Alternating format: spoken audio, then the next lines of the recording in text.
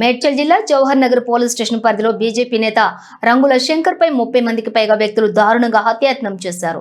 ఈ ఘటనపై Jawahar Nagar police station లో బీజేపీ నాయకులు ఫిర్యాదు చేశారు. ఫిర్యాదు నమోదు చేసిన అనంతరం బీజేపీ నాయకులు ఏనుగు సుదర్శన్ రెడ్డి మీడియాతో మాట్లాడుతూ తీవ్ర ఆగ్రహం వ్యక్తం చేశారు. బాలాజీ నగర్ ప్రజల ప్రాణాలకు ముప్పుగా మారిన చెత్త బండ్ల రాకపోకలను అరికట్టడమే తమ లక్ష్యమని పేర్కొన్నారు. అధికార పార్టీ నాయకుల ప్రోత్సాహంతో చెత్త బండ్ల యజమానులు చట్టాన్ని చేతుల్లోకి తీసుకుని బీజేపీ నాయకులపై దాడి చేయటం ప్రజాస్వామ్యంపై నలుపు నింపిందని తీవ్రంగా విమర్శించారు.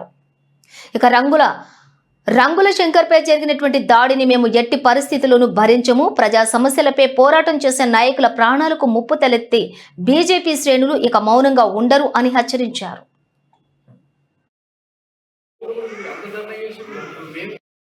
గత నెల రోజులుగా ఇక్కడ ఈ కార్పొరేషన్ పరిధిలో ఈ డంపింగ్ చెత్త బండ్లు ఏవైతే రావద్దని చెప్పి మా బీజేపీ నాయకులు పెద్ద ఎత్తున ధర్నాలు అధికారుల దృష్టికి, పోలీసు వారి దృష్టికి, అందరి దృష్టికి తీసుకెళ్ళినా వాళ్ళు ఆపకుండా వాళ్ళు మా ఇష్టానుసారంగా మేము చేస్తామని చెప్పి ఏదైతే ప్రయత్నం చేస్తున్నారో వారికి ఏదైతే అండగా కాంగ్రెస్ పార్టీ అనుకోండి, లేకపోతే ఈ ప్రభుత్వం అండగా ఉంది. ముఖ్యంగా డంపింగ్ యార్డ్ యజమాని అయోధ్య రామరెడ్డి అండదండలతో అధికారులు కూడా వాళ్ళకి కొంతమంది తొత్తులుగా పనిచేస్తున్నారు.